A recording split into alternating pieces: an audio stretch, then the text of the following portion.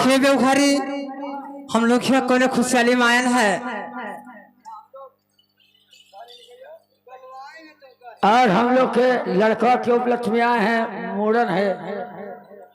और इसी उपलक्ष्य में आए हैं मेम साहब यहाँ कुछ सोहर मंगल